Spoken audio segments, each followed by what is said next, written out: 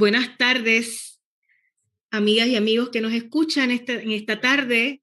Es un gusto tenerlos con nosotros en esta tarde y tener a estas compañeras fabulosas y hermosas, a quien quiero presentarles hoy.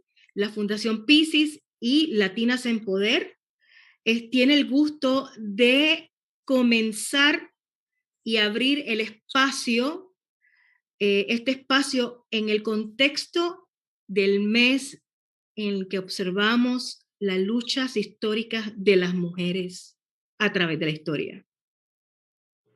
Hoy comenzamos nuestro evento para conversar con un grupo de mujeres afrolatinas que se han dedicado por muchos años de su vida a luchar por los derechos de todas y todos nosotros. Aquellas personas que vivimos en Estados Unidos, que vivimos en nuestros países, sus luchas son transnacionales, sus luchas son para las mujeres y por las mujeres, y por los niños y por los hombres y por todas las personas que sufren necesidad y que sufren por los modelos de opresión que tenemos instalados en nuestros países y en el mundo. Con ustedes les presento a cada una de ustedes, a cada una brevemente, doña Mirta Colón. Doña Mirta Colón es de origen hondureño, garífuna. Ella es la directora ejecutiva de Hondureños contra el SIDA. Es también la presidenta de la Junta de Directores de Alianza Américas. Tiene muchos otros hats porque también está en posición de dirección de la ONECA, que es la Organización Negra Centroamericana. Ella nos va a contar un poquito más sobre ella. Tenemos aquí también a Katy Gil. Katy Gil es también hondureña garífuna, sindicalista en su país. Ella nos va a contar un poco más de su experiencia. Está vinculada también con las luchas de las mujeres, que han comenzado también un proyecto muy interesante con mujeres en el Bronx. También es parte de Alianza Américas y es una mujer también luchadora con unas experiencias maravillosas que nos va a contar. Y también tenemos con nosotros a Magalis Troncoso Lama, que es otra afrolatina maravillosa. Ella vive en Boston y es dominicana de origen, es directora del Centro para el Desarrollo Dominicano y también es parte, está el proceso en una posición de dirección en la Red Internacional de Mujeres, que también nos va a contar. Todas y cada una de ellas tienen unas experiencias maravillosas que hoy vamos a escuchar.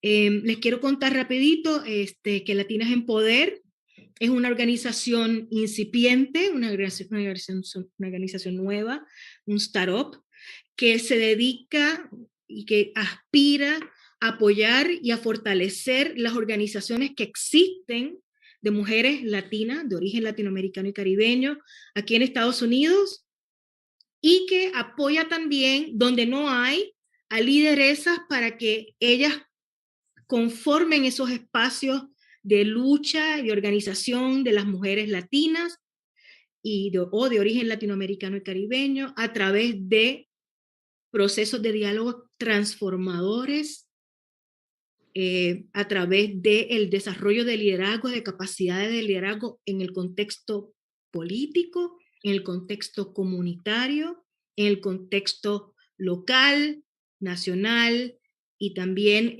transnacional, porque sus luchas también son transnacionales y queremos continuar apoyando esas luchas. Y además, una de las elementos que nos interesan muchísimo y que es parte de nuestra misión es apoyar la autonomía de las mujeres con instrumentos económicos concretos que aporten a desarrollar su capacidad financiera personal, pero también en el contexto de su comunidad y de sus proyectos. La Fundación Piscis también es una organización, una fundación de reciente formación. La formamos un grupo de lideresas y de líderes en América Latina, de varios países en América Latina, y nuestra misión es también apoyar los procesos de transformación en las comunidades donde la gente está viviendo y sufriendo mayores necesidades. Queremos regresar a ese trabajo comunitario, apoyar las causas a través también de procesos de diálogo y transformación, a través del diálogo, igualmente a través de la cooperación y la formación, y también de espacios de desarrollo económico y de potenciar instrumentos de inversión social y ética en las comunidades. Entonces, si se dan cuenta, Latinas en Poder es una organización asociada, es la organización de Estados Unidos asociada a la Fundación Pisces. Y con esto, y para no decir mucho más, mi nombre es Nitza Seguí, nos pueden encontrar también en el canal de YouTube. Por favor, denle un like también a nuestras páginas, promuevan nuestros proyectos y acompáñenos en este proceso y en este caminar de querer apoyar a personas y mujeres que están haciendo cosas fabulosas. Con ustedes le dejo primeramente a doña Mirta. Doña Mirta, por favor, cuéntenos de usted cuál es su experiencia, qué hace, qué ha estado haciendo en estos últimos años. Muchísimas gracias, Nitza, y muchas gracias por la invitación y compartir este espacio contigo y con estas mujeres fabulosas, ¿verdad?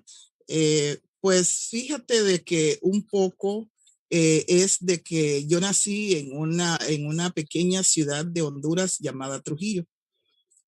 Nací allí desde pequeña, pues observaba que el modo vivendi de nuestras comunidades es de que para todo se organiza. Se organizan para ir a sus milpas, no van solas, van en grupo, se organizan para hacer la comida. Está el casabe, que es una de nuestras comidas preferidas. No lo hace una o dos personas, sino que se hace en grupo, porque hay que rallar la yuca y ese es un grupo de personas que tienen que hacerlo y lo hacen cantando. ¿Verdad? Lo hacían cantando. Se organiza, por ejemplo, tenían sus clubes para ellos festejar, ¿verdad? La parte esta tradicional que nosotros hacemos en grupo. Por supuesto que hay una lideresa y siempre vi lideresas enfrente de esos clubes, pero se hace en grupo y la mayor parte de todo casi lo que nosotros hacemos se hace en grupo.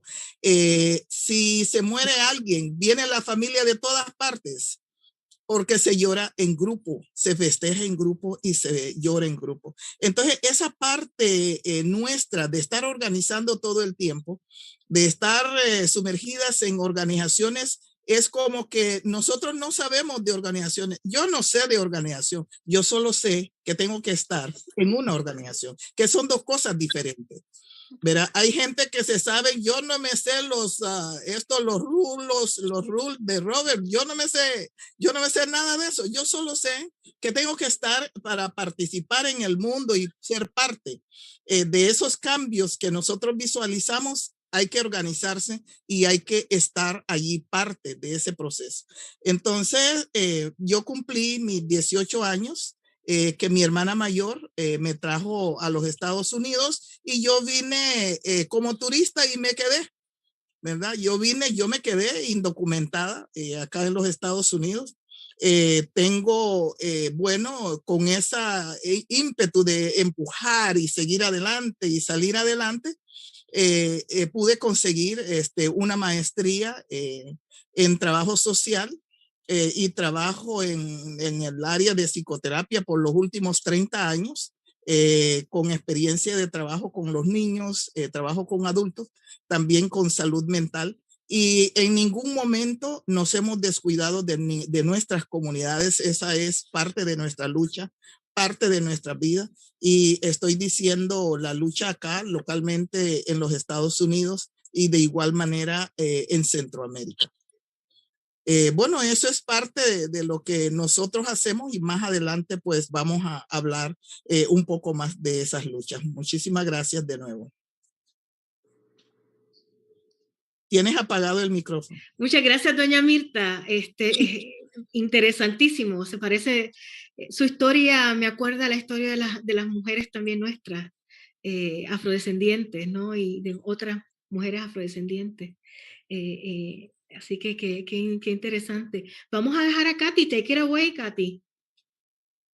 Hola, buenas tardes. Gracias por la invitación, Nisa. Un verdadero honor estar sentada en un mismo panel con doña Mirta Colón y Magali. De verdad, eso es de ligas mayores, o sea,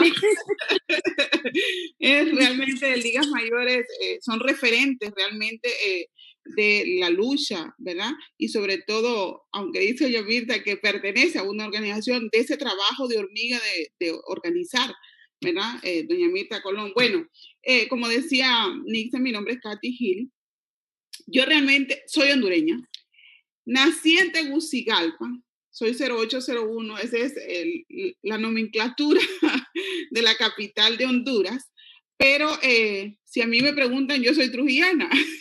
Y eso tiene que ver que es que mi madre soltera, quien amo mucho, se fue para Trujillo me llevó para Trujillo cuando yo estaba bien pequeñita. Entonces, por lo pronto, yo digo, yo soy trujillana. Druyuna Nugui, en Garífuna. ¿Verdad? ¿Qué te puedo contar? Bueno, realmente comienzo una labor con un trabajo sindical de acuerdo a algunas injusticias que vi en el sistema docente. Yo soy docente. Y entonces me inmiscuyo de alguna forma en ese proceso. Y luego con las centrales obreras para hacer las denuncias sociales correspondientes ante nuestros gobiernos opresores patriarcales, ¿verdad? Que rigen en Centroamérica y sobre todo en Honduras, ¿verdad? Es así entonces como me inmiscuyo en el tema del sindicalismo, me declaro una apasionada en la educación popular, me encanta eso porque todo el mundo aprende de alguien, ¿verdad? Todos aprendemos de alguien, ¿verdad? Es así entonces como de alguna forma siento amenazada mi vida y me vengo para los Estados Unidos alrededor de hace 5 o 6 años atrás, para ser exactos, creo. ¿Verdad? Es así como llegamos aquí a los Estados Unidos. Siempre teníamos ese gusanito de seguir trabajando en comunidad, ¿verdad? Y como una mujer garífuna, que está intrínseco, como ya lo decía doña Mirta, el hecho de ser y de trabajar en comunidad, veo cuál es la posibilidad aquí en los Estados Unidos, en Nueva York, precisamente en el Bronx. Y doña Mirta preside eh, organizaciones muy, muy buenas que hacen un trabajo formidable. En una primera instancia nos unimos a colaborar con un grupo maravilloso de jóvenes, de los cuales hicimos cosas sumamente interesantes, ¿verdad? Aprendimos mucho de ellos, ¿verdad? El grupo de jóvenes está ahí también y se sigue trabajando.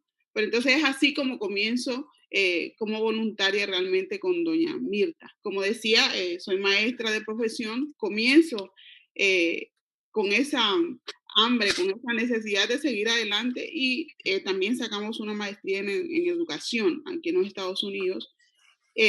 Trabajé por mucho tiempo en la docencia, ¿verdad? Pero ahorita estamos en una pausa, dedicadas casi a tiempo completo al trabajo comunitario y estamos precisamente colaborando en la medida de nuestras posibilidades, que seguramente vamos a platicar un poquito más de eso adelante. Muchas gracias, Katy. La verdad que tú tienes un ímpetu, eres muy inspiradora, ¿sabes? A mí me encanta oírte, así que qué bueno que estás aquí con nosotras también. Gracias. Gracias, Katy. Bueno, y ahora otra mujer fabulosa que ya les conté, a Magali. Magali, go ahead.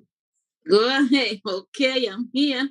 Bueno, buenas tardes a todas. Gracias por darme la oportunidad de poder llegar a este espacio y sobre todo por tener el honor, ¿no?, de compartir con tres mujeres maravillosas, tres mujeres guerreras, mujeres que han estado, ¿no?, juntas conmigo en esas luchas para lograr mejoría para nuestras comunidades inmigrantes en sentido general y entender que como realidad única estamos aquí insertada en lo que es la diáspora en los Estados Unidos y que hemos tenido que sobrellevar muchos retos, hemos tenido que confrontar tantos problemas relacionados con lo que es la discriminación, el aislamiento y muchas fuerzas, ¿no?, que se unen para tratar de detener el trabajo que hacemos las mujeres inmigrantes, las mujeres de color, la mujer que decidió venir a este país, ¿no?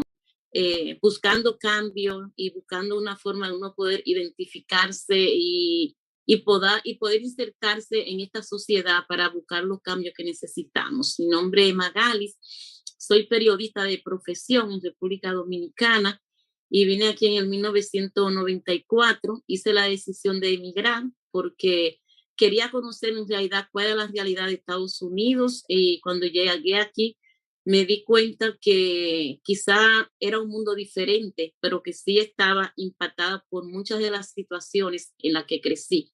Crecí en situaciones de pobreza extrema, confrontando violencia, confrontando también una guerra en el 1965 que impactó mucho mi vida porque me hizo ser lo que soy, una mujer sensible, inclinada totalmente a los cambios y a las luchas sociales. Desde que vine aquí me involucré con toda la comunidad de hace como 30 años. No quiero decir más porque después me sacan la edad, pero esa es la realidad, que he estado siempre ahí trabajando con las bases, con las comunidades, con las mujeres, con los grupos inmigrantes. Y creo que fue una decisión muy importante porque esa decisión me ha permitido a mí poder seguir involucrada en este trabajo de organizar por el cambio social. Creo mucho en el cambio social y creo que la decisión que hice hace 30 años atrás la volvería a hacer porque no me arrepiento de estar aquí sentada hoy en esta silla o estar sentada con todas las mujeres en las comunidades, en la base, librando esas luchas diarias con las mujeres pobres. Para mí tiene eso mucho más valor que estar sentada en el Congreso o estar sentada en una silla de la alcaldía de Boston haciendo un trabajo que no va a reflejar lo que yo soy como mujer, como inmigrante, como madre y como alguien que aspira a transformar la realidad de que vivimos muchas mujeres aquí, tanto en los Estados Unidos como en los países nuestros. Y basado en esa situación, pues, después de haber trabajado en muchas organizaciones sin fines de lucro, fundé el Centro de Desarrollo Dominicano, abrazada el sueño de que nosotros aquí como inmigrantes hablamos todos el mismo idioma y debemos de promover la unidad, ¿no? Por eso a través del Centro Dominicano, la meta que nosotros tenemos, nos abrazamos al sueño de que todos somos inmigrantes. Y el Centro Dominicano no está solamente dedicado a los dominicanos, tenemos miembros de todas las nacionalidades de Centroamérica, Latinoamérica, de todo el Caribe. Y también tenemos una fundación que está enfocada en las mujeres, en hacer ese trabajo de solidaridad que queremos, ese sueño que tenemos de construir solidaridad entre todas nosotras como mujeres, que yo estoy tratando de construir hace como 15 o 20 años y todavía sigo en eso y creo que no me voy a morir, me voy a morir, pero voy a seguir porque yo sé que a través de mí hay tantas mujeres que están ahí, que van a seguir con nuestros sueños, ¿no? Entonces aquí estoy en el Centro de Desarrollo Dominicano como directora. También soy miembro de la Junta Nacional de la Alianza Nacional de Trabajadoras del Hogar, la organización nacional que está liderando el movimiento de las trabajadoras de color, de la trabajadora doméstica y sobre todo ahora enarbolando esa agenda negra para las trabajadoras domésticas, esa agenda que tenemos que apoyar porque hay que promover la unidad entre todas las mujeres de color y entre nuestras hermanas también negras, ¿no? Que vinieron aquí en Estados Unidos, que fueron esclavizadas y gracias a ella hay un legado de un aporte económico porque fueron entonces en esa época, en los años de los derechos civiles, que las trabajadoras negras domésticas empezaron a crear esa estructura para sostener la economía que tenemos hoy en los Estados Unidos. Gracias. Qué interesante, Magali, tu trayectoria y qué bonito tu trabajo con las mujeres que son trabajadoras del hogar. Yo realmente me encantó el otro día cuando oí a la compañera en el evento, porque el poder que esa mujer emanaba era maravilloso, ¿verdad? Al que aspiramos que todas las mujeres, no que lo tengan porque lo tienen, sino que los retomen y podamos juntas cambiar estas cosas que tan difíciles, ¿verdad? Tan difíciles son para muchas y que nos ha tocado vivir y cómo se han profundizado en esta etapa, ¿verdad? Yo voy a regresar a doña Mirta para que entonces empiece a profundizar un poquito en el centro de la lucha, ¿verdad? ¿Qué pasó? ¿Qué pasó y qué no ha pasado, verdad? Y lo que va a pasar. Y lo que va a pasar, que es lo que vamos a hablar después. Bueno, creo de que nosotros, decía yo de la parte esta del funcionar de mi comunidad, de estarnos organizando. Llega la pandemia del VIH-Sida a principios de los 90 y en el 1992 fundamos lo que es Hondureños contra el SIDA. En ese momento se vio una tasa de infección dentro de nuestras comunidades hondureños acá en la ciudad de Nueva York. Pero grande fue nuestra sorpresa cuando nos damos cuenta de que no solamente aquí estaba la epidemia, sino que también en Honduras y en partes de Centroamérica. Es entonces donde nosotros encontramos más como que el trabajo que aquí en Nueva York había cierto trabajo de otras entidades con nuestras comunidades, pero que para Centroamérica, en ese momento para Honduras, el apoyo era bien pobre, el apoyo casi inexistente, pero el problema estaba. Entonces es allí entonces donde nos iniciamos como hondureños contra el SIDA. En su momento, entonces, nosotros logramos un financiamiento por 8 años de la Fundación Ford, donde nos permitió trabajar en toda Centroamérica. Digamos que trabajamos en Panamá, en Nicaragua, Costa Rica, trabajamos en Belice, trabajamos en Guatemala, trabajamos en Honduras, donde más se centró el trabajo nuestro, porque la infección también más grande en la región estaba también en ese momento en Honduras. Entonces, cuando nosotros iniciamos ese trabajo con Hondureños contra el SIDA, a la par nace lo que es la Organización Negra Centroamericana. La Organización Negra Centroamericana nace en la ciudad de Dangriga, Belice, en el 1995. Entonces, como ya habíamos comenzado el trabajo regional, empujando el trabajo regional, entonces a nosotros no nos permitían, dentro de la junta directiva de ONECA, no nos permitían hablar de VIH. Pero nosotros lo hablábamos de todas maneras. Nosotros lo metíamos ahí y si no estaba en la agenda, como quiera que sea, buscábamos el espacio de cómo introducirlo en la agenda. Se forma lo que es entonces, pero tampoco no se me permitía ser parte de la junta directiva de la Organización Negra Centroamericana, que porque yo vivía en los Estados Unidos. Y entonces todos los que ellos querían eran gente que vivieran, pero de igual manera me invitaban para las reuniones de ellos y yo pagaba mi pasaje y iba. Y no me perdía ni una reunión de ellos. Si 7 reuniones hacían al año, 7 reuniones, en las 7 reuniones yo estaba. Finalmente, yo no me lo esperaba cuando me ponen de la Secretaría de la Mujer, un espacio que ocupé por muchos años.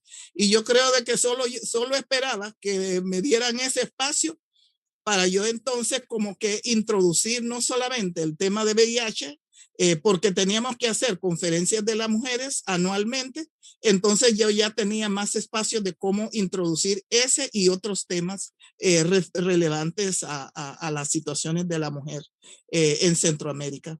Y esa pues posición la ocupamos, como dije, por varios años, pues ese fue el espacio que nos permitió lo cual, pero se da otro momento, en ese momento, se da otro momento que fue lo que era la Conferencia Mundial sobre Discriminación y Racismo. Entonces, pero, ¿qué se hacía? Un día me llama acá un señor de nombre de Michael Franklin, me llama de Washington, que estaba coordinando una conferencia para Uruguay. Yo me quedé privada porque yo no sabía que había negros en Uruguay. Y yo quería, más que todo, ir a ver a esos negros si era verdad que hubieran negros en Uruguay. Pues entonces me monto yo en esa carreta, ¿verdad? Entonces vamos a Uruguay. En Uruguay, pues, habían negros argentinos, negros peruanos, negros colombianos, que también hasta ese momento, de Bolivia, de todas las Américas, habían negros en esa reunión en Uruguay. Nos conocimos y también empezamos como a trazar un trabajo de las Américas, y comparar nuestras situaciones de cómo estábamos y cómo nosotros entonces llegábamos a Durban. Bueno, se da la conferencia en Uruguay. La segunda conferencia se da en Chile, en Santiago de Chile. La segunda conferencia. Tampoco yo no sabía que habían negros chilenos, pues llegamos a Chile. Ahí, entonces, ¿qué era lo que nosotros hacíamos? Teníamos nosotros que cabildear, porque la reunión era de gobiernos, no era de la sociedad civil. Lo que pasa de que la sociedad civil se pega a ese proceso para asegurarnos que nuestra agenda, nuestro modo vivendi, nuestra mente estuviera también parte de ese proceso. Pues teníamos nosotros que cabildear y estar atrás de cada uno de los diplomáticos que representaban los países para conquistar al diplomático de que estuviera a nuestro lado y que apoyara nuestra agenda, ¿verdad? Bueno, de Chile nosotros nos fuimos a Suiza. A Suiza fuimos como 3 veces antes de llegar a Sudáfrica a la conferencia mundial sobre discriminación y racismo. ¿Verdad? Luego nosotros pues vamos a explicar un poco sobre el resultado de todo ese trabajo y todo ese andar. Por supuesto, entonces, que conocimos a negros de todas partes, como digo, de las Américas. Conocimos también un poco más de lo que es hablar sobre discriminación y racismo, quiénes lo manejan, quiénes no lo manejan. Conocimos un sinfín, hasta nosotros mismos, ¿verdad? Nos conocimos también, porque yo le contaba acá a las compañeras de qué es lo que es discriminación, qué es lo que es racismo. Entonces lo estaba yo hablando con mi hijo ahora y le digo yo de que una vez le dije yo a alguien de que yo en Honduras no había discriminación. Entonces él me dice de que no hay discriminación porque de todas maneras yo vivo en una comunidad donde todos nos conocemos, todos somos familia, todos nos apoyamos, ¿verdad? Allí. Pero entonces, ¿de dónde tú ves, cómo tú ves la discriminación? ¿Verdad? ¿Cómo tú ves el racismo? La amiga a quien yo le estaba diciendo que no había se echó a reír de mí, pero nunca me corrigió para decirme qué era, porque es la interpretación que nosotros le damos a lo que es la discriminación, es la negación de aquello, de que no se nos da y que se nos prohíbe, ¿verdad? Esa es la discriminación y no necesariamente lo que tú puedes vivir día a día dentro de tu misma comunidad. Pero en la comunidad no hay trabajo, en la comunidad no hay educación, en la comunidad te quedas a oscuras, no hay luz, usamos quinqué, ¿verdad? Y todo ese sinfín de cosas que se nos niega, ¿verdad? Entonces, ¿a qué le llamamos eso? Pero si nosotros no lo sabemos, y todavía estoy segura que en nuestras comunidades existen gente como yo que en ese momento no entendía qué es lo que quería decir. Y por eso a veces nuestras luchas tenemos que duplicarlas precisamente porque nosotros no entendemos qué es lo que quiere decir. Y entonces necesitamos redoblar esa parte educativa para enseñarle a nuestra gente qué es lo que quieren decir, qué es lo que ellos tienen que reclamar, por qué existe la discriminación y el racismo. Pero muchas veces nosotros no lo entendemos, especialmente si nosotros vivimos en Latinoamérica, nosotros no lo entendemos, nosotros nos acostumbramos a la pobreza y nosotros creemos de que somos pobres porque el país es pobre y que el país no nos puede dar educación porque no tiene dinero, porque eso es lo que el país nos dice. Y nosotros nos conformamos y nosotros decimos de que es verdad. Y entonces, en vez de resolver, nos volvemos parte de eso, pero es por no saberlo, por no entenderlo. Entonces, esa parte educativa se tiene que seguir dando. Entonces, bueno, luego en su momento me convierto en la presidenta también de lo que es pues la Organización Negra Centroamericana, que en estos momentos vamos por el 4º año en la presidencia de lo que es la Organización Negra Centroamericana, donde tenemos organizaciones en todos los países centroamericanos, desde Panamá, Costa Rica, Nicaragua, Honduras, Belice, Guatemala y recientemente se nos han unido 3 organizaciones negras del Salvador. ¿verdad? Y entonces, entonces también ellos son parte de esa lucha en El Salvador por el reconocimiento de lo que son los negros salvadoreños. Y bueno, lo último, pues entonces estamos también aquí, aparte de liderar acá a Hondureños contra el SIDA y Casa Yurumen, que es la parte que nosotros enfatizamos en la preservación de la cultura garífuna, donde nosotros pues damos clases de la lengua garífuna, enseñamos a niñas a cómo todo ese proceso de tradición, de cultura, de historia. También entonces nos hemos tomado acá la responsabilidad. Nosotros somos miembros fundadores de lo que es Alianza Américas. Nosotros somos miembros fundadores de la Alianza América, donde entonces también seguimos estando con mucho orgullo ser parte de esa gran organización, y nosotros pues entonces ahí estamos al 100. Yo le paso la palabra a la segunda compañera. Al 100%. Y doña Mirta, y Magali, tú también estabas cuando estuvimos en el proceso de fundación de Alianza, ¿verdad? Todavía estamos ahí. En la lucha por una reforma fundadora de NEILAC. ¿Te acuerdas, Neila, que yo decía, no, tiene que añadir el caribeño porque mi identidad es caribeña, no solamente latinoamericana? Y dale, hasta que finalmente, ya mi hija, cállate, dale para caribeño. Buenos tiempos aquellos, ¿verdad? Sí. La paciencia que nos tuvo Oscar. A Oscar, Ángela. Ajá. Ahí fue que nos conocimos, doña Mirta. Sí. Sí que nos conocimos, ¿verdad, Magali? También. Sí, todas. Ajá. Bueno, pues entonces, ¿qué tal si vamos donde Katy y Katy nos cuenta un poquito, ¿verdad? Va abundando un poquito qué está haciendo, qué estás haciendo aquí, cuáles son las luchas, profundiza un poquito en lo de Casa Yurumen. Siempre se me olvida, siempre le confundo el nombre. Además, tu vínculo con Latinas en Poder, ¿verdad? Que estamos ahí conspirando, y me encanta, ¿verdad? Este proceso de conspiración y esas cosas que estás haciendo. Doña Mirta está dejando, ¿verdad? Un legado impresionante. Definitivamente. Impresionante. Definitivamente. Como te comentaba, bueno, primero quiero regresar un poquito de repente a Honduras de nuevo, ¿verdad?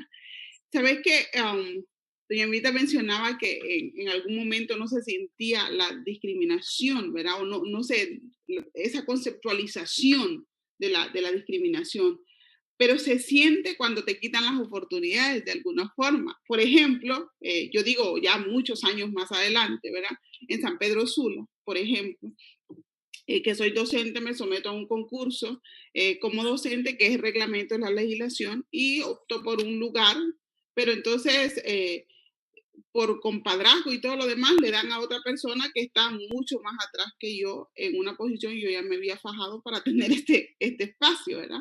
Es así como comienzo de alguna forma a inmiscuirme, no solamente que me respeten mi posición, sino que me respeten como garífuna, que me respeten como mujer, y sobre todo que respeten la legislación, ¿verdad? La legislación, si ya está una ley otorgada ahí para hacer esto o lo otro, entonces hay que respetarlo. De hecho, nos eligen para que seamos la Secretaría de Asuntos Femeninos es la segunda ciudad más importante de Honduras, pero es la capital industrial de Honduras, es donde se encuentra la mayor fuerza laboral del país. Entonces es ahí que me eligen como secretaria de Asuntos Femeninos. Ya habían otras mujeres garífunas haciendo un trabajo formidable también en el seno, pero no habían ostentado un cargo en la directiva, que es ahí donde de alguna forma se hacen algunas gestiones y tomas de decisiones, ¿verdad? Que es lo que realmente buscamos con Latinas en Poder, ¿verdad? Entonces nos eligen pues como secretaria de Asuntos Femeninos. Y es así como comenzamos a hacer un activismo. Luego de ahí nos vamos a una central obrera, la CUT, la Confederación Unitaria de Trabajadores de Honduras, que hacemos las demandas correspondientes, porque los gobiernos que tienen como propósito administrar un Estado no lo hacen con porque decía doña Mirta en su momento, los países nuestros no es que sean pobres, los empobrecen, que es diferente, para no proteger a sus conciudadanos, ¿verdad? Y así, de alguna forma, también vamos y nos llevamos como bandera de lucha la seguridad social a través de la Organización Internacional del Trabajo, con un referente en Honduras, ¿verdad? Cuando nos venimos para acá, para los Estados Unidos, me enamoro de un proyecto que ya estaba establecido, que doña Mirta ya lo tenía montado con mucho, es un equipo formidable de activistas que ella tiene, de voluntarios que ella tiene, que hacen un trabajo maravilloso. Entonces ya lo tenía y digo yo, con los jóvenes, por esa sensación de ser docente, con los jóvenes, ¿verdad? Y así fuimos trabajando. Ahora tenemos organizado un grupo de mujeres que le hemos denominado Grupo de Apoyo Casa Yurume. Estuviste ahí con nosotros, viste ese potencial que tienen las mujeres, un empoderamiento formidable, ¿verdad? Donde como una le ayuda a la otra en algún tema o algo, ¿verdad? Y en la vida cotidiana es lo que buscamos, esa solidaridad que nos hace falta de alguna forma como mujeres. Entonces, eso es lo que estamos haciendo más o menos aquí en Nueva York. Y además, también empezamos a trabajar y a participar en las reuniones de Alianza América, que es una escuela, yo digo que es una universidad de la comunidad migrante, es una organización de redes, pero es una universidad que te ayuda a comprender un poco cómo nosotros los migrantes vivimos aquí en los Estados Unidos y de esas luchas que todavía siguen latentes y que hay que seguir trabajando. Y pertenecemos ahora a la Junta Directiva de Alianza Américas, egresada del Instituto de Liderazgo, ¿verdad? Entonces, seguimos haciendo ese trabajito ahí, siguiéndole los pasos a grandes mujeres como las panelistas de hoy.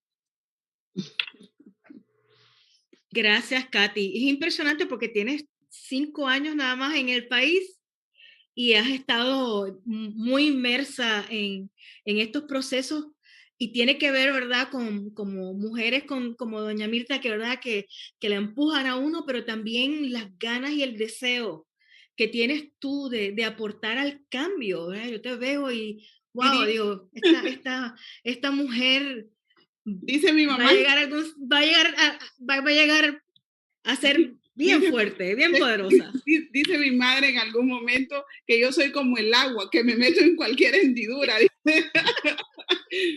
Pero qué bueno, porque así es que se van logrando los cambios y las transformaciones, ¿verdad? Claro. Sí. Y las mujeres somos el 50 y pico por ciento de la población mundial, somos casi el 50% de la población latina, ¿verdad? De 61 millones, el 49% somos mujeres, ¿verdad? No es cualquier cosa.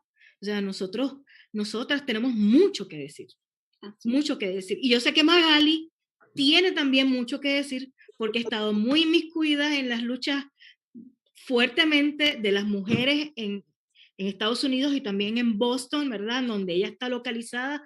Y quiero que nos cuentes, ¿verdad? ¿Qué has hecho ahí, verdad? Que profundices, ¿verdad? Que navegues. Voy a empezar a navegar desde República Dominicana, de donde creo que esta lucha contra el racismo, ¿no?, la experimentamos en carne propia. Yo creo que cuando hablamos de racismo o de nuestra identidad como seres humanos, al venir aquí a los Estados Unidos, venimos arrastrando con nosotros todo ese bagaje de racismo, de discriminación que vivimos en nuestros países, porque al hablar de, por ejemplo, del racismo y de mi identidad como mujer, como dominicana, como inmigrante, como afro-dominicana, porque tengo un legado de afrodescendiente que valoro mucho y que he valorado toda mi vida por encima de cualquier otro color. Yo siento que nosotros vivimos esa discriminación tanto aquí y tanto allá.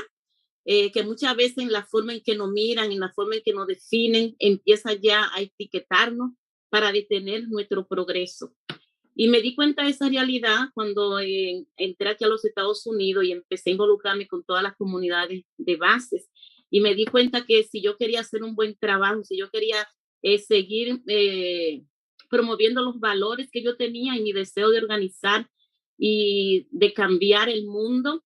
Entonces yo tendría que aprender un poco de lo que era el racismo, ¿no? Y esas luchas que se libraban, pero como dice mi compañera Mirta, muchas veces nosotros inconscientemente ni nos damos cuenta, porque muchas veces nos tratan de encasillar en un modelo que ni siquiera estamos ahí, y a veces la lucha por sobrevivir hace que uno se pierda un poco quizá en la ignorancia. Entonces el hecho de haberme involucrado en todo este trabajo de antirracismo a través de diferentes fundaciones como la Fundación High Marketing for Fun, que hemos estado luchando por 20 años contra el racismo y cambiando todo ese tipo de estructuras que hay en muchas fundaciones, que todavía es la norma, ¿no? Pero quizás 2 o 3 son las que están dirigidas por mujeres inmigrantes, por mujeres negras, por afroamericanas. Y eso es todo el resultado de muchos años, y apenas hemos logrado eso, pero eso me ha ayudado mucho a mí a entender mi realidad como mujer, como inmigrante, como afrodescendiente, para yo poder hacer el trabajo que hago. He aprendido mucho sobre el racismo, y creo que el racismo lo he vivido aquí en los Estados Unidos en carne propia, en el día tras día, tratando de librar esas luchas. Sé que hemos cambiado varias situaciones de injusticia, pero todavía queda mucho que hacer. Y cuando pienso en las mujeres, yo creo que nosotras siempre hemos jugado un rol muy esencial, y que siempre hemos estado ahí en las luchas, enfrente, para pelear por la justicia y por la igualdad.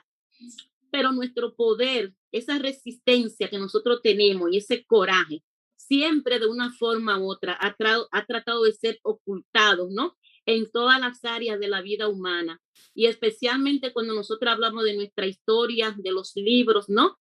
De ese Día Internacional de la Mujer, el 8 de marzo, que se trata de confundir como una celebración y no como una conmemoración a la lucha de las primeras mujeres que dieron su vida, ¿no? En factoría, como producto de la esclavitud y de la opresión. Entonces ahí podemos ver un ejemplo de cómo siempre esa lucha se ha tratado de ocultar. Y definitivamente yo creo que hay entre nosotras una intersección entre lo que es la clase y el género, y que eso ha tratado de ser quitado de nosotras históricamente de una forma brutal. Y es lo que nosotros hemos tenido que pagar y seguimos pagando, porque sigue la explotación de todas las mujeres en el planeta, sobre todo las mujeres de color, las mujeres afrodescendientes. Como dijo mi compañera, un 50% constituye la población de lo que es la mujer. Solamente quizá un 10% tiene alguna posibilidad de decir que tienen alguna riqueza, ¿no? Y si tienen alguna riqueza, le ha costado muchísimo. Entonces, yo creo que para nosotros seguir en este trabajo que estamos haciendo, hay que incluirse en todas las luchas antirracistas, ¿no? Y hay que dar las voces y apoyar movimientos como el movimiento de las mujeres negras, que se están levantando para que finalmente sus derechos sean respetados. Pero si nosotras como mujeres afrodescendientes, afrolatinas, como inmigrantes, no nos unimos a esa lucha y apoyamos esa agenda negra, nosotras tampoco vamos a tener ninguna mejoría ni ningún beneficio, porque en la medida que nuestras hermanas negras, las trabajadoras del hogar negras que están luchando por dignidad y respeto, logren algún beneficio, logren reconocimiento y visibilidad, en esa misma forma también nosotros lo vamos a lograr, porque tenemos afrodescendencia negra, y esa negritud no es aquí que la estoy adquiriendo, la adquirí en mi país, porque en todos los países de Centroamérica, Latinoamérica, hay una historia de la raza negra, de afro, que también fueron llevados a nuestros países como esclavos. Sin embargo, sabemos que en nuestro país se han tratado de ocultar esas raíces, ¿no? Han tratado de ocultar ese legado. Es increíble que todavía apenas en el censo de los Estados Unidos se estableció una casilla donde tú te podías reconocer como afro-latina. Y esto ocurre por primera vez, ¿no? Y estamos hablando de una historia de 200 años de explotación y de tratar de ocultar las contribuciones que ha hecho la raza negra al mundo entero. Yo diría que el mundo entero. Entonces es importante que nosotros entendamos esta realidad como mujeres, como afrolatinas, como inmigrantes, como mujeres de color. Nosotras tenemos que seguir construyendo esta conexión y seguir estableciendo estas redes que estamos creando, como la red de solidaridad de mujeres internacional, porque en esa forma es que nosotros vamos a poder avanzar en una agenda donde no nosotras, sino nuestras generaciones, ¿no? Son los que van a poder hacer ese cambio que tanto necesitamos, ese reconocimiento, porque definitivamente sin colectividad, sin el poder construido en base a todo este esfuerzo que nosotros estamos haciendo y aunándolo, no vamos a lograr esa victoria, ese reconocimiento, y no vamos a lograr tampoco desmantelar el racismo, ¿no? El racismo que existe y que está matando a todas nuestras sociedades. Entonces, yo creo ya que en esta etapa como que yo estoy entrando ahí en la carrera final, después de los 50, estoy en un proceso de reflexión hacia dónde voy, hacia dónde me dirijo, y estoy buscando esos caminos de poder promover la solidaridad y la unidad de todas las mujeres en el mundo entero, ¿no? La unidad de que podamos entender que no importa el color, la raza, el idioma, el lenguaje, no importa dónde tú vienes, todas somos iguales, todas somos mujeres increíbles, mujeres únicas, mujeres que hemos aportado a todo lo que es este universo que nos rodea en el día a día, ¿no? Y Magali, qué interesante porque justamente las dinámicas del poder, ¿verdad? Las dinámicas del poder que vivimos todas nosotras, son justamente, las puedes analizar en esos procesos de intersección, ¿verdad? Y cuando hablamos de ese marco, ¿verdad? Ese marco teórico, ese marco de referencia, justamente es dónde está el referente basado en género, dónde está el referente basado en raza y etnicidad, dónde está el referente basado en clase, ¿verdad? ¿Dónde está el referente basado en los lugares de origen en que nos sembramos y cuando venimos, ¿verdad? Y cuando nos movilizamos, cuando estamos en movilidad, ¿verdad? Y así, ¿verdad? Vamos tejiendo, ¿verdad? Que entonces muchas venimos porque hay problemas de violencia, pero digo, violencia es absolutamente todo, ¿verdad? La violencia del sistema patriarcal, capitalista, neoliberal, que nos pone a todas, ¿verdad? Sobre todo a nosotras, ¿verdad? Las mujeres de color, las mujeres que hemos vivido en profundas desigualdades, ¿no? Y entonces esta conversación, y qué bueno, Magali, que lo traes, esta conversación es la que queremos generar y queremos continuar generando, ¿verdad?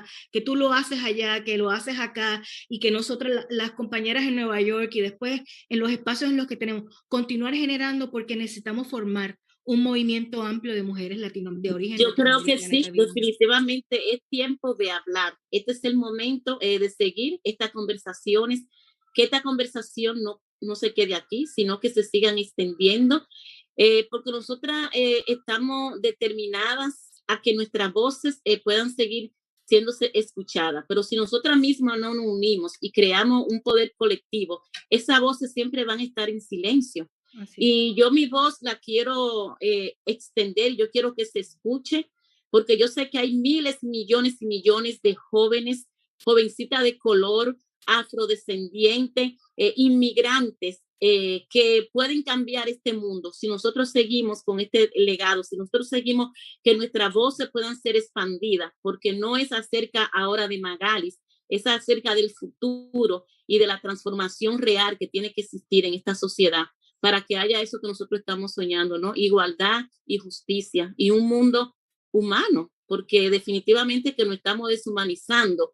Y si nuestras voces siguen calladas, si nos mantenemos en silencio, esa deshumanización que está pasando con todo estos cambios, con el avance de la tecnología, ¿no?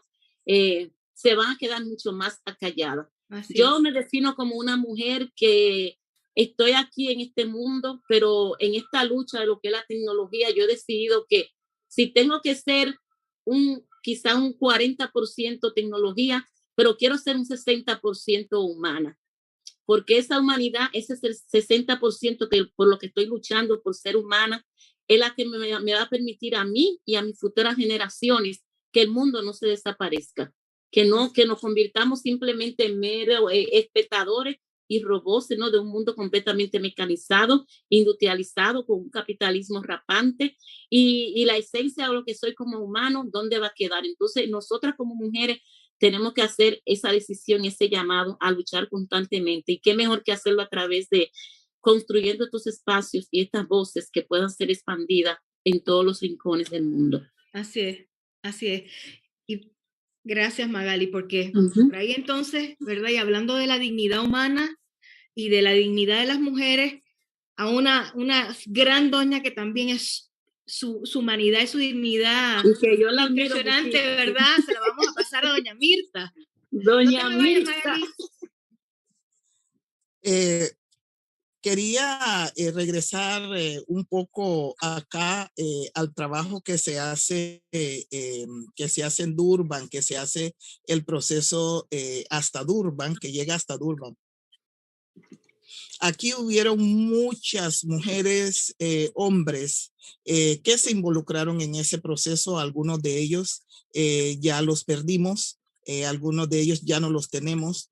Y han habido otros también y hasta jóvenes que se han unido a este proceso. Pero me llenó mucho de alegría, me llenó mucha satisfacción en ese momento al ver el movimiento y el interés de los negros de todas partes del mundo para llegar a un punto para hablar sobre lo que ha sido la vida de los negros. Uno de los puntos que se pusieron sobre la mesa fue una reparación, y esa reparación histórica de haber sacado a esos negros de su país, de su hábitat para botarlos ya muertos en el mar Caribe, que decían los compañeros cuántos cuerpos no quedaron en ese mar. Interesantemente, hemos tenido la oportunidad de ser parte del proceso en Latinoamérica y de ser parte del proceso acá en los Estados Unidos, y los compañeros acá de los Estados Unidos que le han dado seguimiento a eso, pues parte del seguimiento ha sido que algunos de los estados a quien se le está pidiendo esa reparación, la respuesta ha sido de que nosotros no somos los herederos inmediatos de aquellos que se quedaron en la profundidad del mar. Y entonces nosotros decimos, no seremos los inmediatos, pero de igual manera lo somos, ¿verdad? Y entonces, pero esa es parte de no querer trabajar, de ese rechazo, de no querer trabajar con nosotros. Entonces, a raíz de toda esa lucha, de que yo no estuve en todas, yo describí la poca participación mía, pero que han habido grandes mujeres y hombres negros de Latinoamérica. Ahí tenemos a Epsi Campbell, que ha sido una de las batallas que han participado mucho en ese proceso antes y después y todavía. Y como ella, puedo hacer un listado de un sinfín de personas que han participado. Se logra entonces lo que es las Naciones Unidas declarar el Decenio Internacional de los Afrodescendientes. Y el Día de la Mujer. Antes que eso, quiero regresar un poco para decir que es en Ginebra, cuando estamos en mesa de discusión y queríamos identificar a estos negros, cómo se les llama a estos negros, porque veníamos de diferentes partes. Unos hablaban inglés, unos hablaban portugués, unos hablaban garífuna, unos hablaban español. ¿Cómo nos definimos como un grupo de negros? Es allí donde sale que alguien, no sé quién, sale con la palabra con que nos definamos todos como afrodescendientes. Es de ahí que nace la palabra afrodescendencia, ¿verdad? Entonces, luego los Estados Unidos dicen Decenio Internacional de los Afrodescendientes. Entonces, el Decenio Internacional de los Afrodescendientes tiene tres ejes, que es desarrollo, reconocimiento y justicia, ¿verdad? Reconocer de la trata de los esclavos, reconocer que se sacó de sus países y votados por todo el mundo, ¿verdad? Donde el negro está en todas las Américas, hablando diferentes lenguas, ¿verdad? Sin embargo, somos familias y no nos conocemos, ¿verdad? Reconocimiento.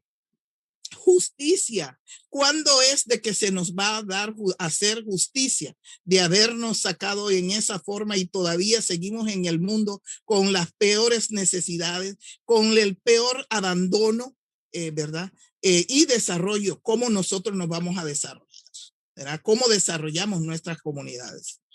Entonces, recientemente escuchaba yo a un doctor en leyes colombiano, Pastor Murillo, que él también colabora con las Naciones Unidas en cuanto a este trabajo del decenio. Y él decía, pero vine tal vez a verlo hasta ese momento porque para mí era de que habíamos hecho una lucha, se ha hecho una lucha y que la lucha se ha quedado sin avanzar. Esa era mi percepción, pero el discurso de él me hace cambiar un poco de pensar, porque creo que él tiene razón cuando él dice que hemos ganado y hemos ganado mucho y quizás nos cueste reconocerlo. Y se ha ganado porque estamos en la mesa de discusión, ¿verdad? Que antes no existía, ¿verdad? Como negros estamos en la mesa de discusión y totalmente de acuerdo con él, ¿verdad? Que ya hay leyes que amparan a los negros aunque no se aplique, pero antes no existía, ¿verdad? Y que ahora sí lo hay. Han habido países que han pedido perdón.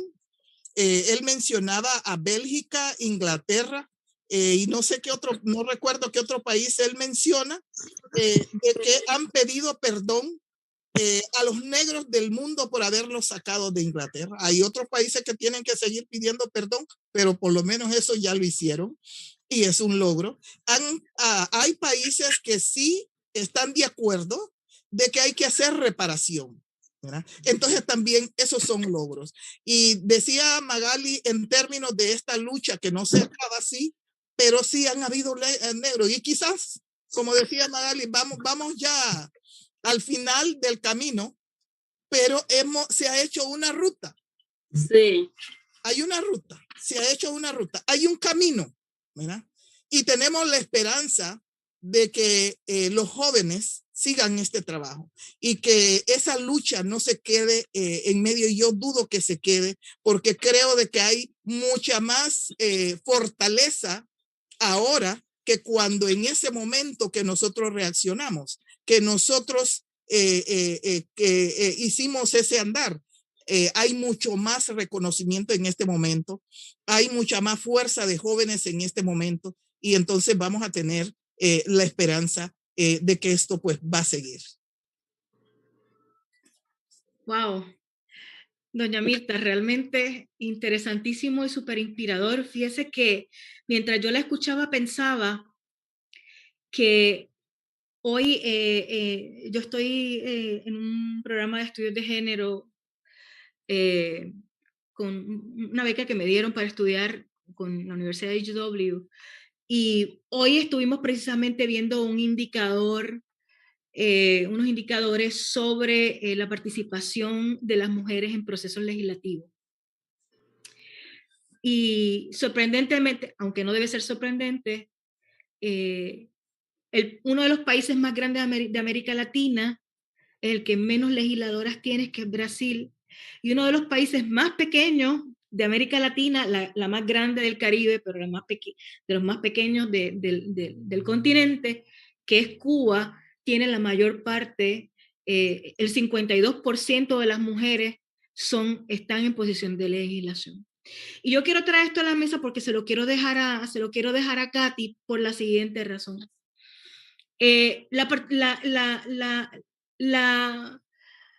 La participación nuestra como mujeres conscientes y mujeres luchadoras han estado esparcidas, ¿verdad? En los procesos comunitarios, en los procesos de incidencia, en los procesos transnacionales, en los procesos internacionales, etcétera, etcétera, etcétera. Sin embargo, en Estados Unidos todavía no hay paridad.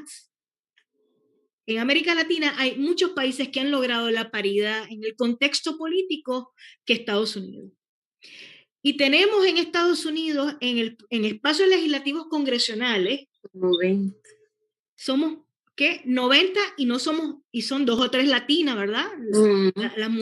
Campeamos por nuestro respeto, igual las afrodescendientes, que son las que más, ¿verdad? Entre todas, más que nosotras, ¿verdad? Y obviamente las mujeres blancas americanas son las que más, ¿verdad? Aunque son todavía un porcentaje pequeño.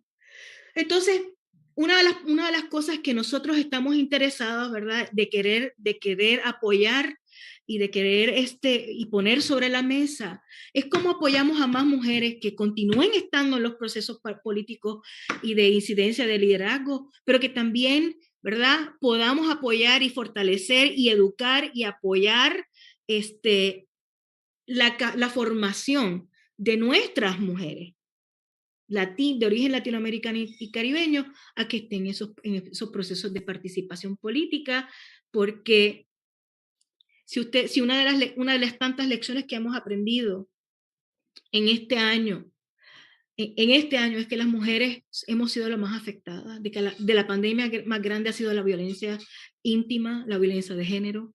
Si hemos aprendido es que se profundizó la exclusión, se profundizó todos los niveles de desigualdad, se profundizó la explotación a las mujeres y somos las que peor pagadas estamos, las que peor, o sea, los indicadores son los más terribles. Y si las mujeres, si nosotros no tomamos en serio ese tipo de participación, ¿en manos de quién van a estar el cambio, la transformación desde los procesos de políticas públicas? Pues no solamente desde las bases, ¿verdad? Necesitamos nuestras aliadas estratégicas en esos espacios.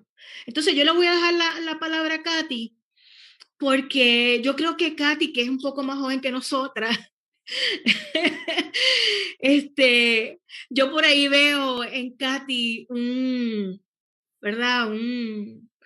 No solamente ese trabajo que es de hormiga, que se hace a nivel comunitario, pero que quizás también de un nivel de aspiración, de representación en otros niveles, y lo digo por esto. Si ustedes se dan cuenta, en los países que mejor manejaron la crisis de COVID, son jefas de Estado. Son mujeres que son jefas de Estado.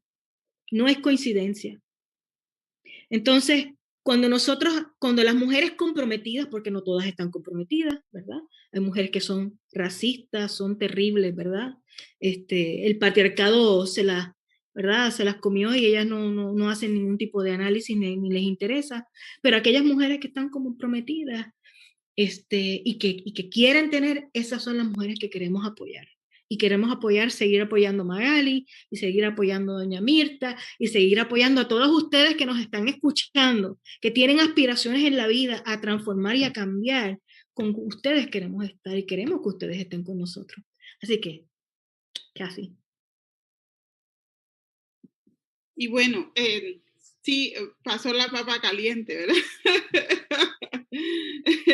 Pero efectivamente, soy de plena convicción de que también, si bien es cierto, el trabajo comunitario es fundamental, yo sí creo que es irreemplazable, ¿verdad? Totalmente irreemplazable. Pero también es cierto que los cambios trascendentales se hacen desde los espacios de toma de decisión, ¿verdad?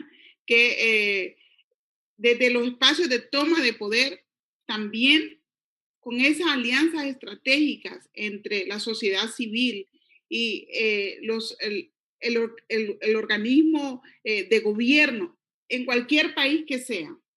Es ahí donde se pueden hacer, pero como bien decían, de alguna manera, tiene que ser con esa idiosincrasia femenil, con esa idiosincrasia de mujer, donde el patriarcado no haya hecho mella, ¿verdad? Porque también es cierto que podemos tener, las cuotas de poder están ahí establecidas. Es más, en todos los países del mundo, en las legislaciones electorales existe una cuota de poder, pero no se cumple, ¿verdad? Y por otro lado, también, ¿quiénes son de las mujeres que llegamos a esos espacios de toma de decisión, ¿verdad? En relación a que tengamos esa conciencia social para hacer lo que realmente corresponde. Esto es sumamente sencillo en el sentido de que cuando lleguen a esos espacios de poder o cuando llegamos a esos espacios de poder, somos servidores públicos. Estamos ahí es para servir a una población. Y yo creo que ese contexto se pierde en algún momento con esas disparidades que existen entre los géneros también, ¿verdad? Es así entonces como creemos firmemente que es necesario efectivamente que las mujeres se encuentren en esos espacios de poder. Y una cosa más, el hecho de las discriminaciones, de las disparidades, de las desigualdades en relación a género, tiene que ver precisamente con el poco cumplimiento de las políticas públicas, si bien es cierto, ya establecidas y algunas que faltan por establecer, ¿verdad? Entonces, cuando preguntas para dónde vamos, debiéramos ir también en ese camino, ¿verdad? En ese camino de encontrar, de buscar cómo nosotras como mujeres hacemos, los caballeros hacen lo mismo, ¿verdad? Se unen, hacen su núcleo no solamente a título partidista, sino también su núcleo de apoyo. Entonces, es eso lo que nosotros queremos seguir impulsando y lanzando. Bueno, estamos muy cerca de concluir este proceso esta conversación interesante que espero que no culmine aquí, ¿verdad? Sino que sea una continua retroalimentación y proceso de reflexión para la acción. Les quiero dejar un minuto a cada una para que retome y concluya y de aquí para dónde, ¿verdad? ¿Cuál es el próximo paso? ¿Cómo ustedes ven Magali? Yo no creo que todavía tú estás en el tercer acto, pero cuando vayas llegando al tercer acto, como dice la doña Jane Fonda, ¿en dónde quieres estar? Porque yo tengo bien claro dónde quiero estar. Y no en la cama precisamente descansando. Sí, a mí me impactó mucho lo que acaba de decir Katy con relación a construir ese poder que nosotras necesitamos, porque yo creo que es muy importante que nosotros pensemos en eso, cómo construir espacios solidarios, porque creo que nosotras como mujeres estamos muy divididas. Internalizamos nosotras mismas la opresión y creo que nos oprimimos las unas con las otras, mientras que los sectores poderosos lo que hacen que se empoderan más. Mi sueño es construir ese espacio de solidaridad para que nosotros podamos entender, primeramente, que el poder no nos lo van a regalar, el poder se construye, ¿no? Se construye desde el principio, desde la base, hasta llegar hacia donde queremos, hacia arriba. Pero si no tenemos una conciencia colectiva bien formada, todos esos esfuerzos se pueden perder en ese camino de llegar hacia donde temo. Y como dice mi compañera Katy, muchas veces si llegamos ahí, no podemos hacer el trabajo porque fácilmente podemos claudicar a nuestros principios, ¿no? Y a nuestra moral, porque muchas veces tú, si tienes que buscar una balanza y va a escoger lo individual para poder sobrevivir, te va a olvidar de lo colectivo y de seguir haciendo ese trabajo que estuviste haciendo y que porque llegaste a esa posición ahí tienes que cambiar para mantenerte. Entonces, por eso nunca me ha gustado aspirar a una posición política, porque no me quisiera ver entre la espada y la pared, entre decidir o lo individual o lo personal o sigo mi lucha, ¿no? Desde esos espacios yo sé que se pueden hacer muchos cambios, que tenemos que estar insertadas ahí, pero ¿cómo lograr eso? ¿Cómo crear una conciencia colectiva donde una vez que nosotros lleguemos a ese poder, no cambiemos la ruta, ¿no?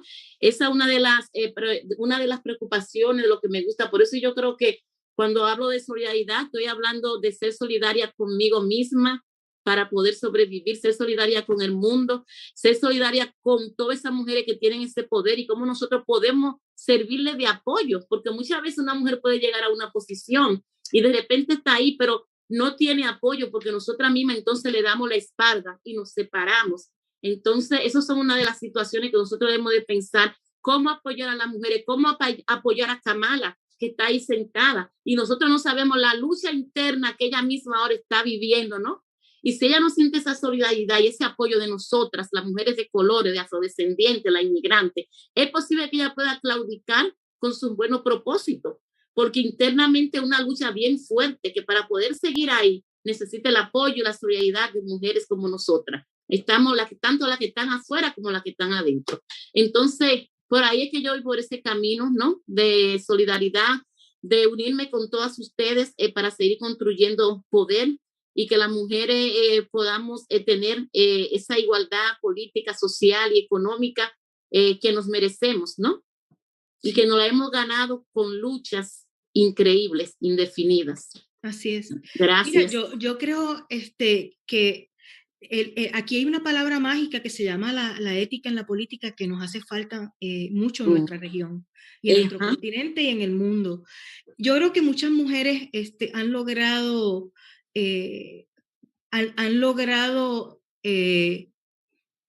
ir apareando esos dos elementos, ¿verdad? La ética y la política.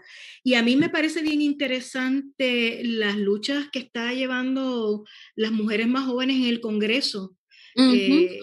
Alexandria Ocasio-Cortez, Ilhan Omar, Ayanna Pressley, que de hecho es de tu estado, sí, la conozco muy bien. Elizabeth Warren, que les ha tocado fuerte. Y esas mujeres siguen ahí. Y eso para mí es un ejemplo de lo que es la ética, ¿verdad?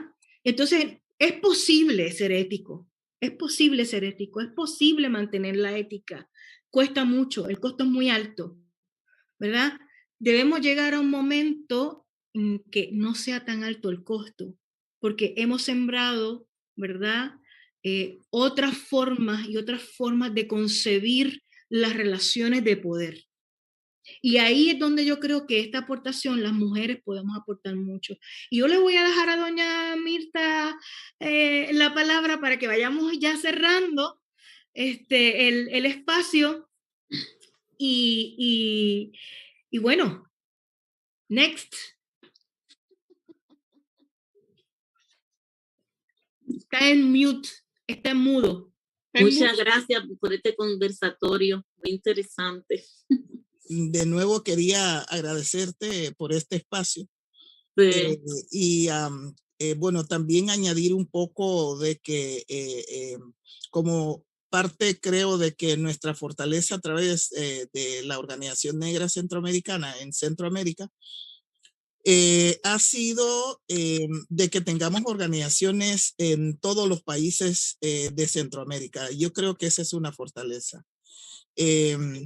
Entonces, en ese sentido, nosotros también le hemos sometido una propuesta de acciones a lo que es el sistema de integración centroamericano. Entonces, hemos estado allí tocando la puerta y tocando la puerta y tocando la puerta, se media abre y se cierra, se medio abre y se cierra. Qué difícil es el SICA, ¿verdad? Hay que abrirla. Y entonces, pero nos hay que quedamos, romperla. Pero, no, nos hemos quedado al frente de la puerta. Nos hemos quedado al frente de la puerta. Y entonces, y se ha hecho todo lo posible por barrernos de ahí, créame, que se ha hecho todo lo posible por barrer y echarnos de ahí, pero estamos ahí. Y entonces seguimos con esa lucha regional, siempre para el apoyo de nuestras comunidades en Centroamérica. Y creo mucho en cuanto a la formación, la educación, el empuje a nuestros jóvenes, un trabajo con nuestros jóvenes y que sepan de nosotros quiénes somos, que sepan. Yo estaba diciendo, los libros que leen nuestros jóvenes son libros de héroes que nunca tuvieron que ver con nuestra historia. Y si esos son los libros que nosotros le enseñamos a nuestros jóvenes, ¿cómo le enseñamos entonces desde quiénes somos nosotros? ¿Quiénes hemos sido? Porque también han habido héroes en nuestro entorno, ¿verdad? Pero hay un cambio tremendo, hay una enseñanza tremenda que nosotros tenemos que enseñarle a nuestros jóvenes para que también ellos no pierdan su identidad, para que también ellos sepan quiénes son ellos, para entonces nosotros lograr que lleguen a esos espacios de toma de decisiones donde ellos puedan hacer la diferencia. Si esa parte histórica no existe, no pueden ellos, no tienen la culpa de estar en espacios donde no pueden hacer mayor cosa por nosotros. Yo digo en Honduras, digamos en Honduras ahí, no sé si hay 128 diputados. De esos diputados, solo hay 5, 6, 7, 8 afrodescendientes. ¿Qué diferencia tú vas a hacer ahí? Si tú llegaste allí sin tan siquiera saber qué es lo que vas a hacer llegando ahí. ¿Verdad? Entonces, ¿cómo se te culpa a ti por no tomar decisiones? ¿Verdad? Porque no sabes cómo vas a trabajar hasta con lo que están ahí y van a estar en contra de tus propuestas. Claro. ¿Verdad? Entonces, esta todavía es una lucha que viene empezando y que tiene que seguir. Y el que llegue allí tiene que llegar preparado. ¿Qué es lo que tiene que hacer cuando llegue allí? Más que todo, conocerse a sí mismo, conocer su historia, conocer de dónde viene, conocer quiénes son sus héroes de sus propias comunidades y no los héroes del país. Porque en la independencia de Centroamérica aparece un negro garífuna que estuvo al lado de Francisco Morazán, y eso no está en los libros. El nombre de él no aparece en los libros de enseñanza. Así es, así es. Y las heroínas, ¿verdad, Katy? Y ciertamente ese es bien importante, y ahí se lo voy a tirar para cerrar a Katy, porque ella, por haber estado en el sistema educativo, la edad de entre 10 y 19 años quizás, ¿verdad?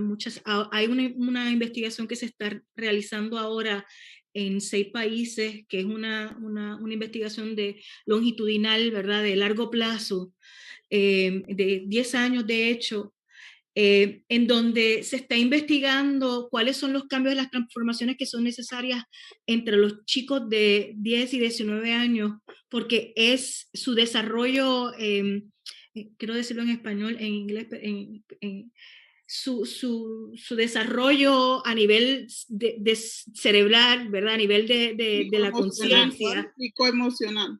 Y psicoemocional, ocurre en esa etapa, y quizás hemos abandonado mucho el trabajo con adolescentes y con jóvenes, sobre todo con niñas, ¿no? Que son mucho más, están en situaciones de mayor vulnerabilidad. Entonces te lo dejo ahí para que nos vayas ayudando a cerrar, Katy, con quizás esta reflexión sobre, bueno, qué hacer con las chicas, las chicas más jóvenes en las comunidades nuestras. A principio de nuestra participación decíamos que somos fieles creyentes y apasionadas con la educación popular, porque el sistema ya dictamina sus reglas y no quiere que nosotros conozcamos lo que nosotros debemos conocer, ¿verdad?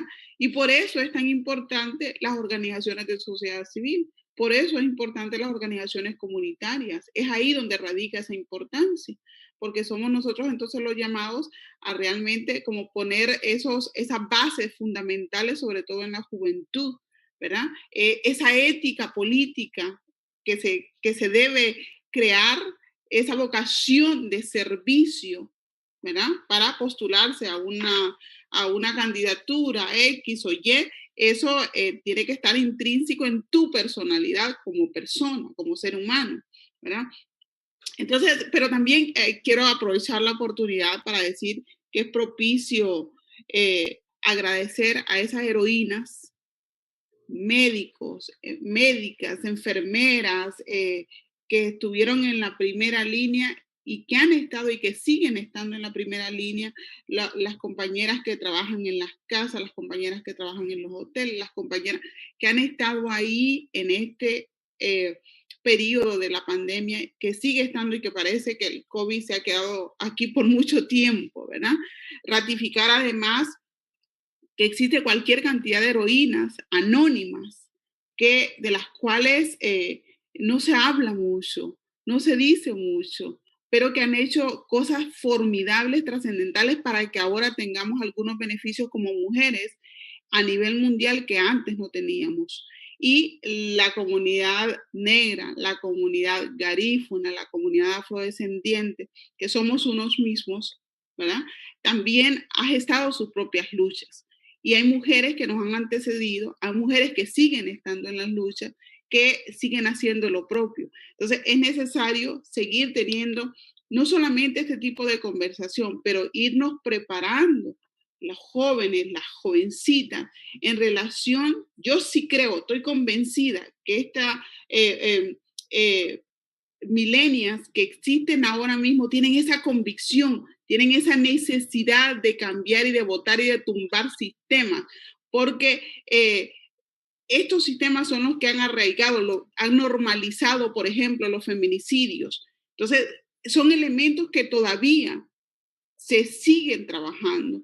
El índice de mortalidad en relación a las mujeres a manos de hombres es alarmante, es escalofriante, ¿verdad? Solo por el hecho de ser mujer. Entonces, elementos como eso, y aunado a eso, ser negras es peor todavía, ¿verdad? Entonces, aunado a eso, hay que seguir haciendo esa lucha, sobre todo cuando preguntabas qué es lo que tenemos que hacer. Yo creo que tiene que ir encaminado a fortalecer esas políticas públicas, ¿verdad? Para que se castigue a los violadores, se castigue, y no solamente eso, se expropie a los gobiernos que usurpan y que el poder, sobre todo, y que además roban a un país que no es pobre, como bien decían las compañeras aquí, sino que lo empobrecen a plenitud. Muchísimas gracias por la oportunidad. Bueno, pues vamos cerrando. Muchas gracias por estar con ustedes. Qué inspiración, ¿verdad? Me siento súper orgullosa del gran trabajo que ustedes hacen, de las luchas, del legado, ¿verdad?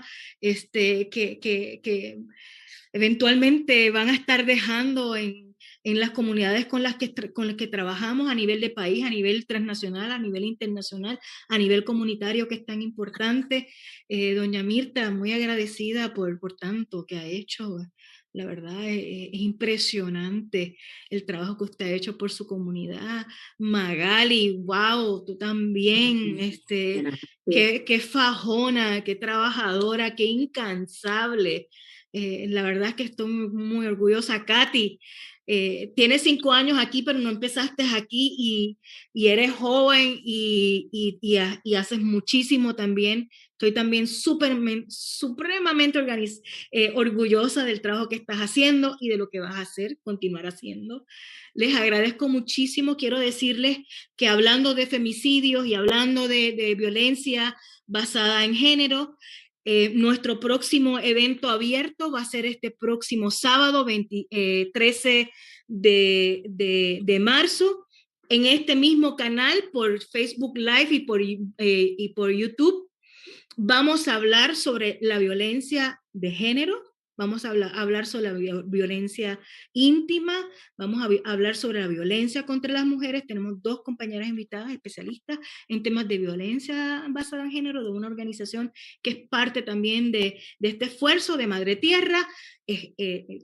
Las invitamos a que estén con nosotros y el sábado le vamos a decir cuál va a ser nuestro próximo evento, porque tenemos varios eventos que van a estar ocurriendo a lo largo de este mes. Yo les abrazo a todas, muchas gracias por estar aquí con nosotros y seguimos en la lucha de para atrás, ¿verdad? Ni para coger impulso. Ni para coger impulso, jamás. Nos vemos, un fuerte abrazo. Un placer. Gracias, un placer, compañera. Chao. Se me